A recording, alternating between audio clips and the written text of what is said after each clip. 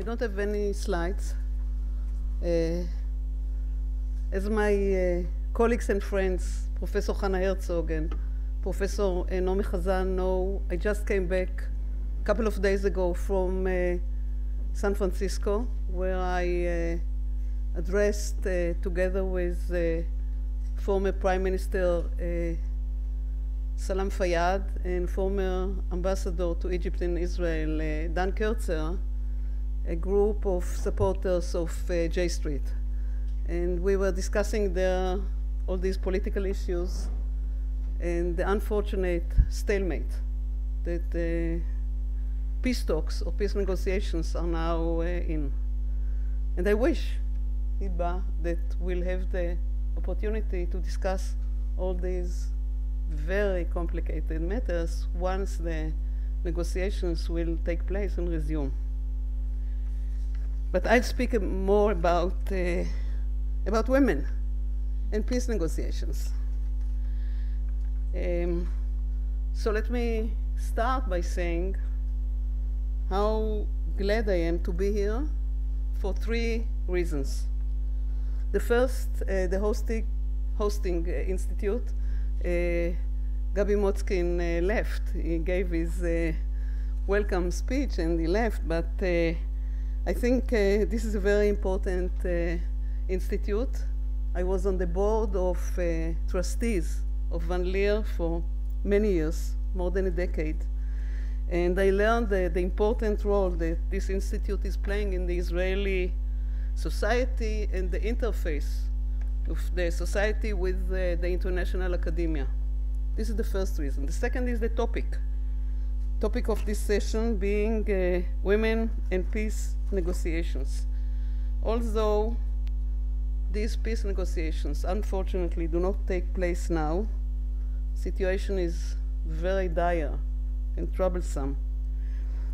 I still believe that the negotiations should be resumed, and through there we can achieve the vision or the dream or the idea of 2 states for 2 peoples.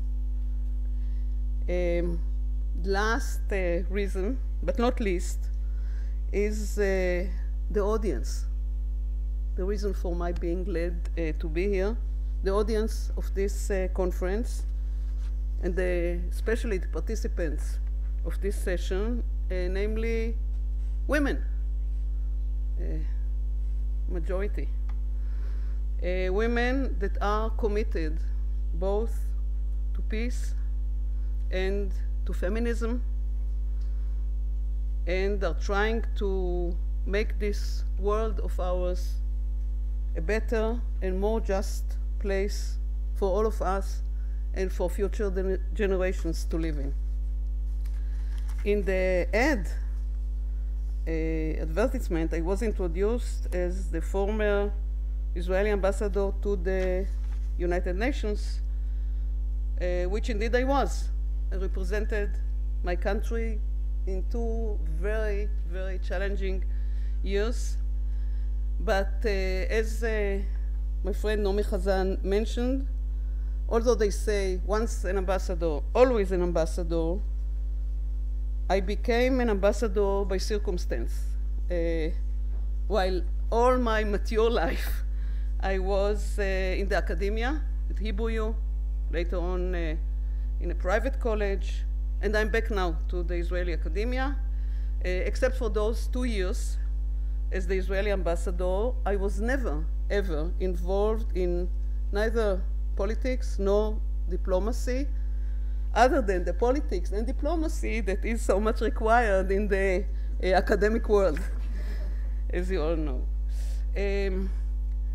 Let me say that I was chosen to this very challenging role of Israeli ambassador by a woman, former Foreign Minister Tzipi Livni. I was chosen because I am a woman. Indeed, as Professor Chazan mentioned, I was Israel's first and so far also last female ambassador to the United Nations after 13 male ambassadors. I believe that the idea behind choosing a woman to represent Israel in the global arena was to change the prevalent image of Israel as a macho, militaristic, belligerent state.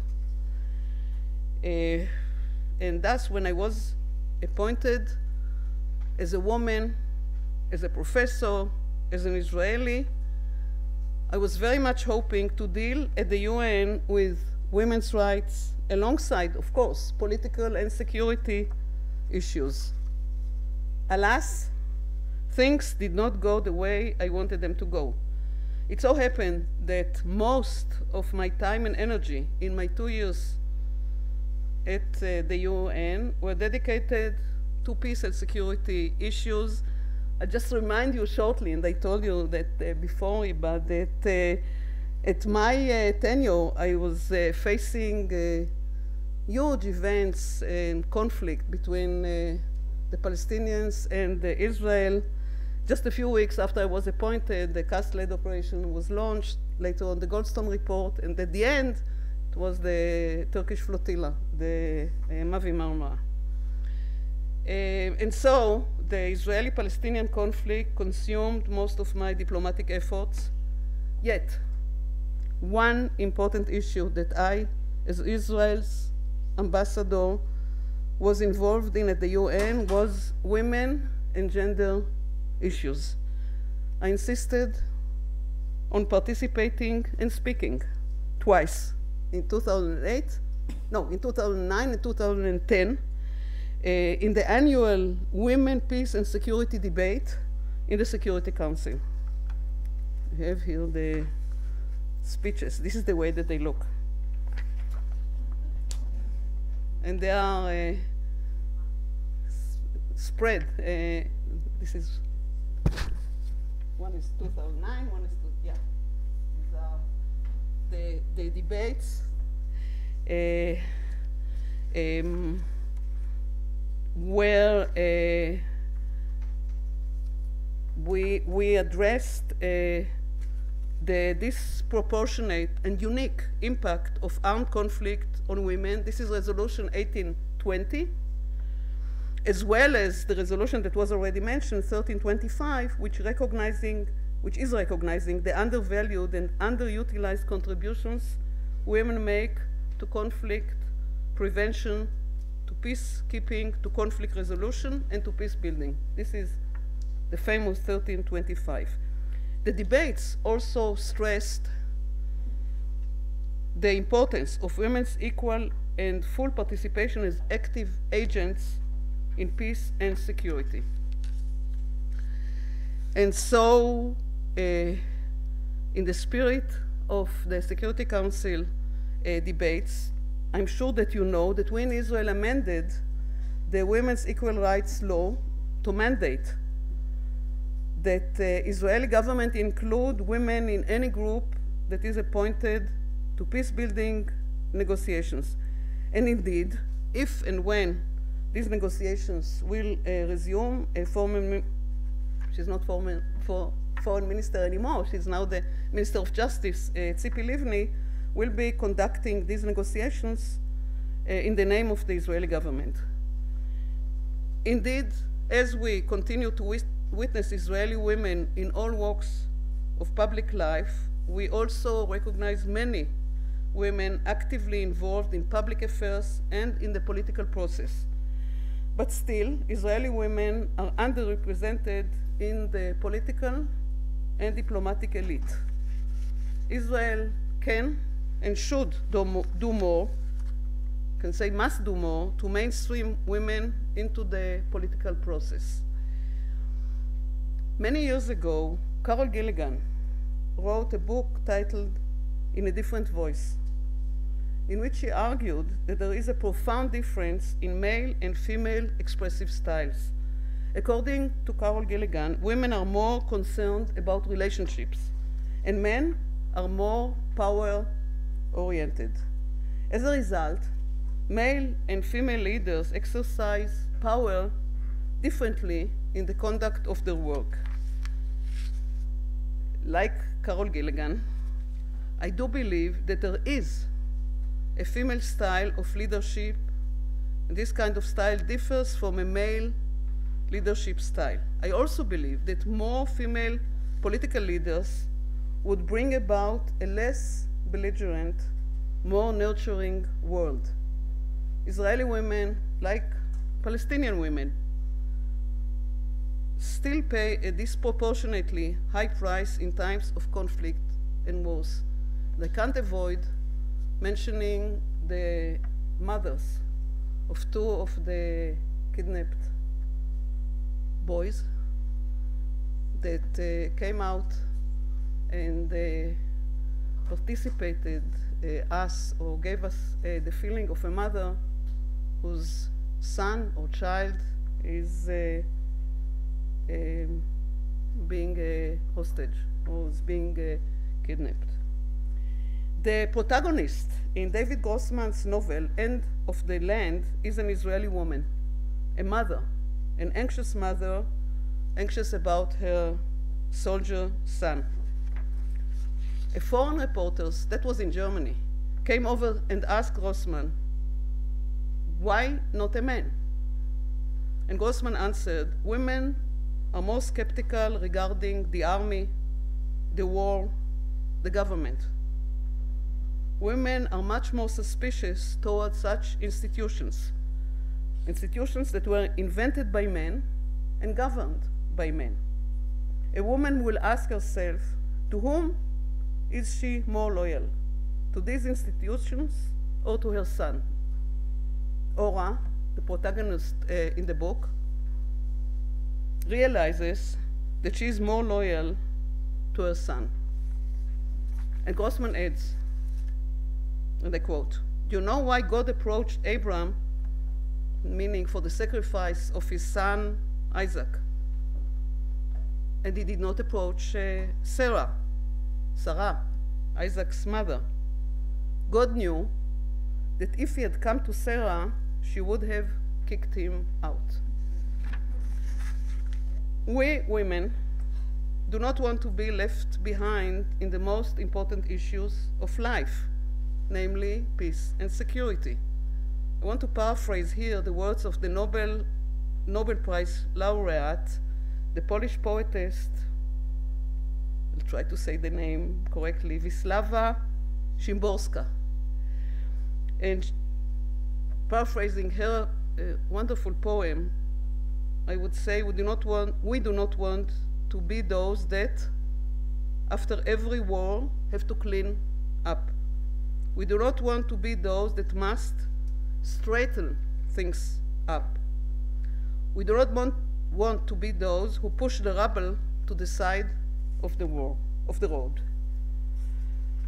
We want to be involved, we must be involved in promoting dialogue and creating an atmosphere that is more conducive to peace. We want to take part in preventing wars, in solving conflicts, in negotiations towards peace, in building and maintaining peace. In order to achieve a better future for all of us, we women, must be more vigorous in overcoming obstacles to our participation in conflict prevention, conflict resolution, and peace building. Just look back at the last century, the 20th century, the bloodiest period in human history. We just have to look back in order to realize what a lousy job men did. Should not we, women, be given a chance to do better than that? תודה רבה.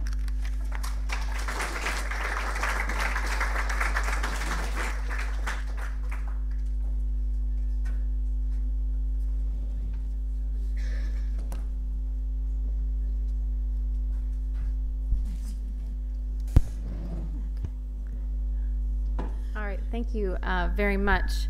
I don't have the slides either. I didn't seem to manage that on my transatlantic flight, but it is a pleasure to be here and to speak with you all today. Again, my name is Natalie Hudson, and I'm an associate professor at the University of Dayton. And I've been studying the Security Council Resolution 1325 that you've heard about and the subsequent resolutions that have followed the Women, Peace, and Security agenda since 2000. and so have long been interested in its implementation and what that implementation looks like in national and local contexts in addition to the global context. So I appreciate the conference organizers for inviting me and allowing me to participate. I think it's a particularly timely topic, and I'll get into that in a few minutes. And I do want to sort of preface my comments by saying, while I do have an academic background, I very much appreciate the opportunity to be in the same room with civil society organizations, representatives of governments, and others who have sort of worked on the front lines on these issues of peace and security and women's rights. And I've always been interested in pursuing research that in one way or another could be applied in a real world context, that could be practical, that could be useful, and relevant, particularly to women. So it really is a pleasure to be here.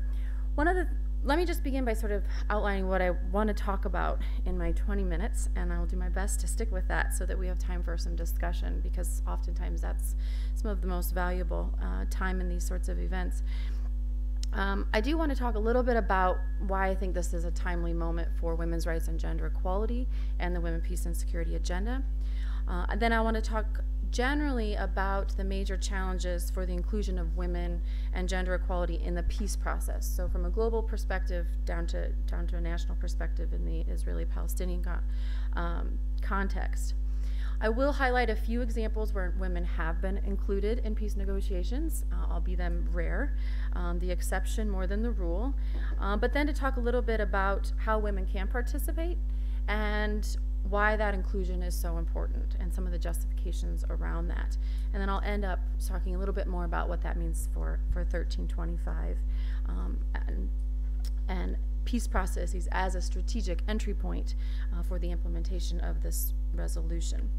So let me begin by talking a little bit about the importance of women's rights and gender equality, particularly for the year 2015. So we're about a year away, less than that. Time's flying, it seems. And we're a year away from many important anniversaries with relation to women's rights and gender equality. Let me just highlight a few of those.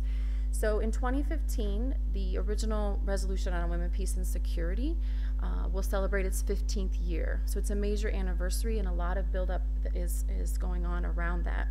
In addition to the 15-year anniversary of 1325, we'll also be marking the 20th anniversary of the Beijing Platform for Action that came out of the Fourth World Conference on Women's Rights in Beijing in 1995.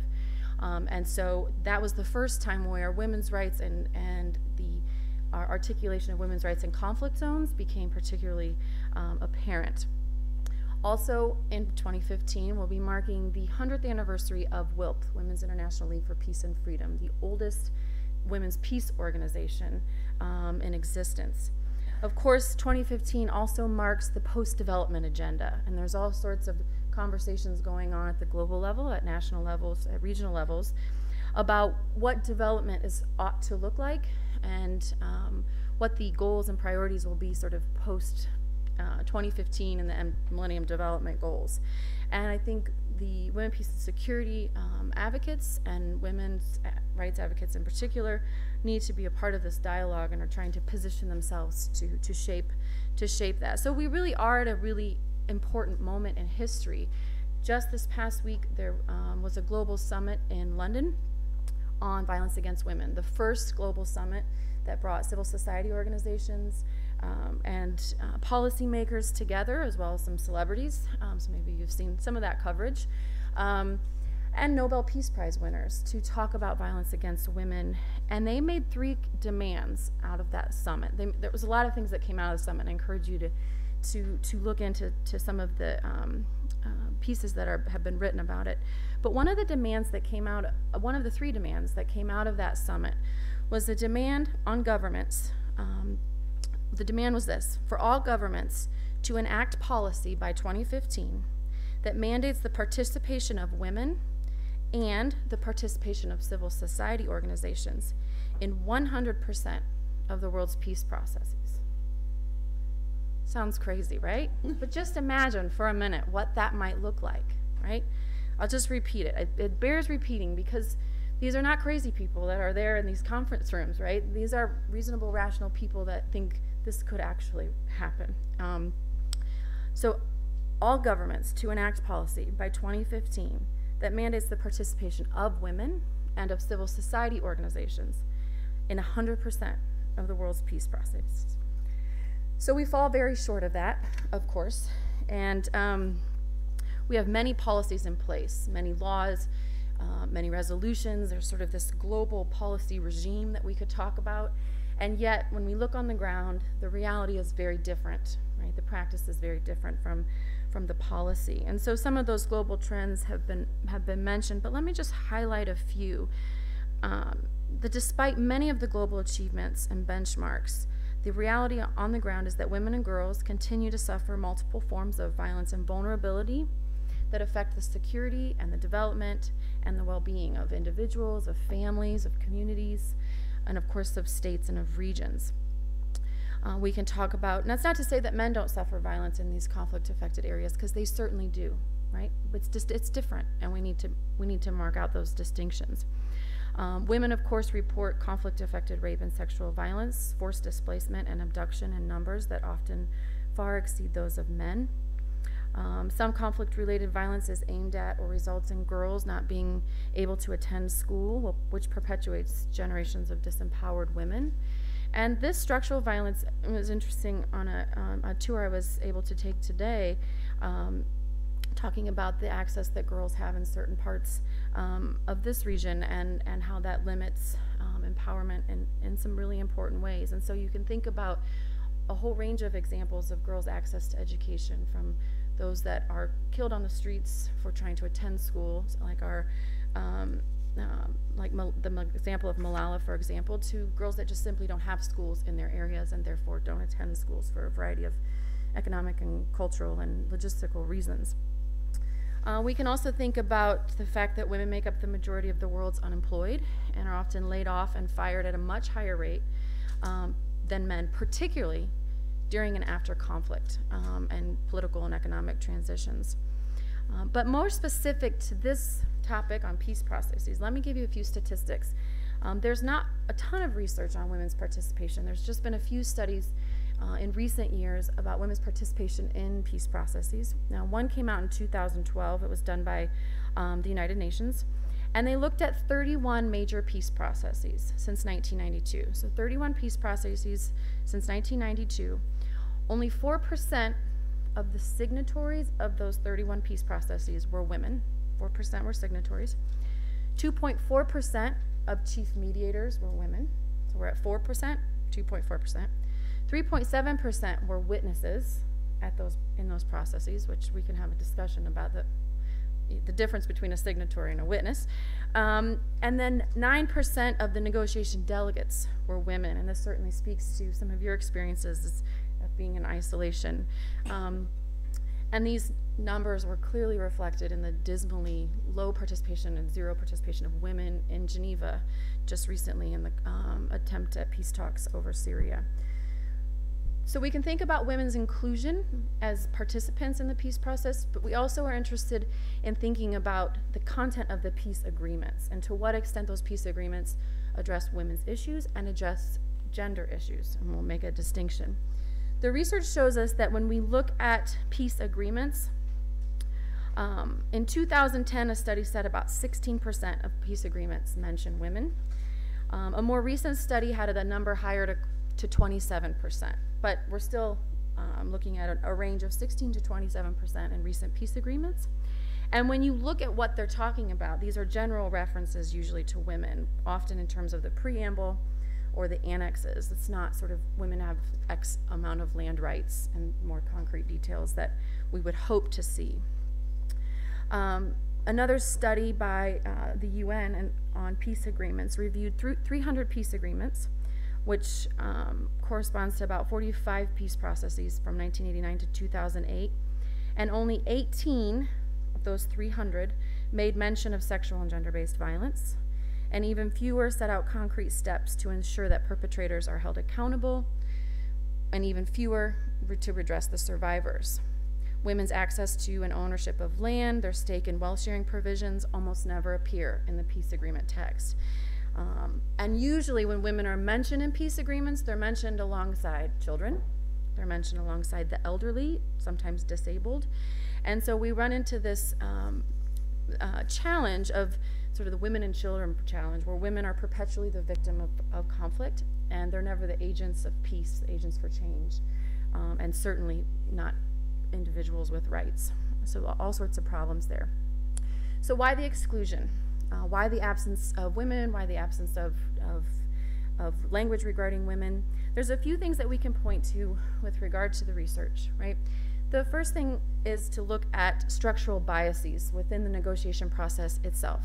So when you look at who's involved in a negotiation, it's often the main protagonist, right? Men with the biggest weapons. And that, from the get-go, is a bias against women's participation.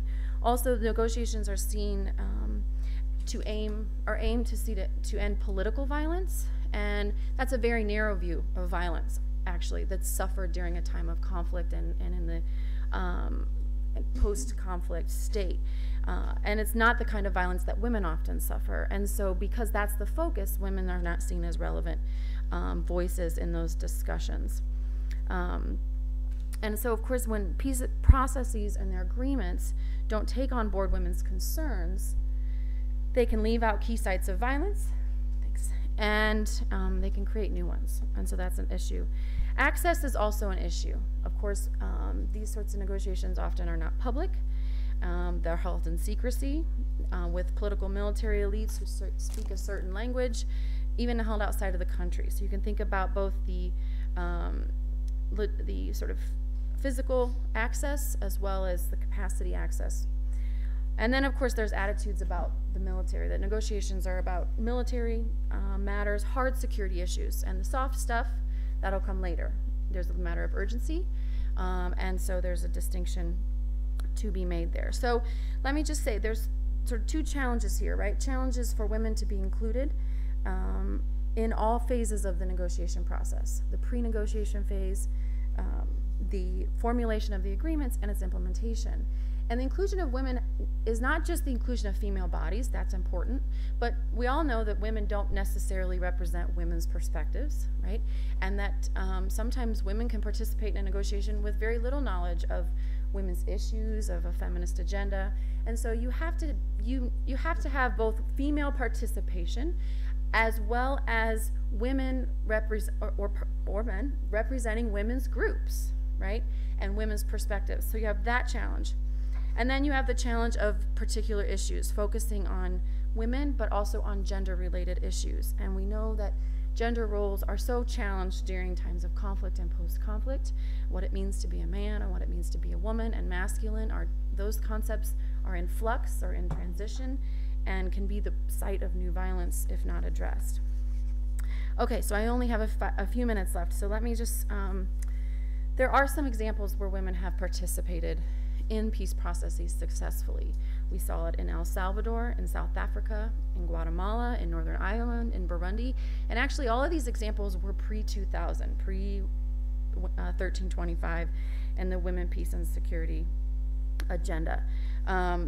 We've seen them participate as mediators, right, as delegates of negotiating parties, as signatories, as witnesses, but most often we see them having either an observer role, which is usually the most sought-after form of engagement, but it actually yields the most inconsistent results in terms of women's ability to impact outcome of a negotiation. Or we see women participate in a parallel forum or movement, right? So this is where they host their own negotiation down the street from where the actual negotiation is taking place. And this is obviously completely inadequate. So there are multiple ways that we can think about women's inclusion in the peace process. And it's really difficult because there are not a lot of cases where women have participated in large numbers. And so I'm always asked as a researcher, well, show me the data. How do you know women make an impact, right? Tell me the positive stories, and we do have some of those, but we just don't have the numbers that policymakers want and perhaps need to make the case for women's inclusion. I will tell you one thing I do know. While there are countless examples in in which peace processes have broken down due to a myriad of factors, including disagreement over the choice of mediator, internal dissent within armed groups, ceasefire violations, delays in implementation of sort of demobilization, a whole list. I have not yet come across one case in which peace negotiations were derailed due to women's demands, right? So we can start there. But let me say this. When we think about women's inclusion and why women must be included in the peace process, there are at least 3 justifications that we hear. And the simplest, but probably the one with the least political traction in my experience, has been, well, we have a moral and democratic duty to include women, right? It's not just the right thing to do, it's representative. And I think we all wish that this was enough of an argument, but of course it's not. And of course, just adding women into the process is not sufficient either. As I mentioned, in terms of women having various experiences and various interests in when they come to the negotiations. So that's one justification. The second justification is actually really hinged on national and international legal obligations. There is a clear international legal framework underwriting peace negotiations, mandating that women must be included. It starts with CEDAW, which is the Convention on the Elimination of all Forms of Discrimination Against Women. Entering its 36th year, it is the International Treaty on Women's Human Rights. We can look at Article 2, which calls for the equality of women in political and legal institutions. Article 4, which talks for measures to ensure women's participation. The list just goes on and on. It's there, it's in the law. We have now 7 resolutions on women, peace, and security, starting with 1325 in 2000, and the most recent one that was passed in 2013, Resolution 2122. This one's particularly interesting for this topic because it does put a renewed focus on women's leadership and empowerment as central to resolving conflict and promoting peace. And it puts the onus of women's participation on the Security Council, the UN, regional organizations, and UN member states to build women participation through a number of specific calls in terms of regular consultations, funding mechanisms for civil society organizations, and changes in the Council's working methods. And then, of course, there's always the instrumental argument. And this is the one that is the most powerful, to be sure. And this is the one that we focus on, women's participation leading to a more sustainable, holistic, legitimate peace agreement.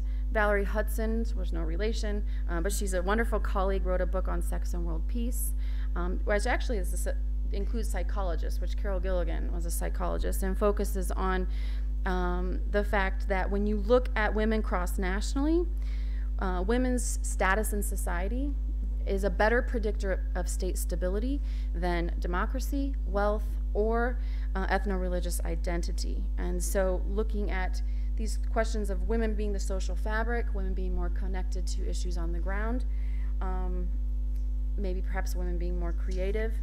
I would offer just one word of caution, then I promise I will conclude. In my experience, this instrumental argument that women are effective, they're an untapped resource to be included, is a very powerful one, and one that often works, and is one that you see supported by many anecdotal experiences that women have. That being said, my own research has found that there is a reason to be cautious with this particular framework, because what it does is it relies upon an idea that women are more naturally peaceful than men, they're more collaborative, which is a powerful argument. But a lot of times that argument goes back to an understanding of women as peacemakers because women are mothers, right? And that is the traditional place for a woman in society. And so the challenge there is, particularly over the long term, is whether or not such a framework, such an approach really allows women to participate in government and decision-making in ways that challenge traditional ideas about men and women's place in society. And so, for example, if women are entering the peace process because they are seen as more peaceful, and they're given the Ministry of Education and the Health Ministry, and yet the Ministry of Defense and the Ministry of Foreign Affairs remains in the hands of men and traditional ideas, the approaches to conflict, to security, and to peace are not challenged in ways that I think many of us would like to see them. So with that sort of word of caution, I will end, and I thank you very much for your attention. I look forward to your questions.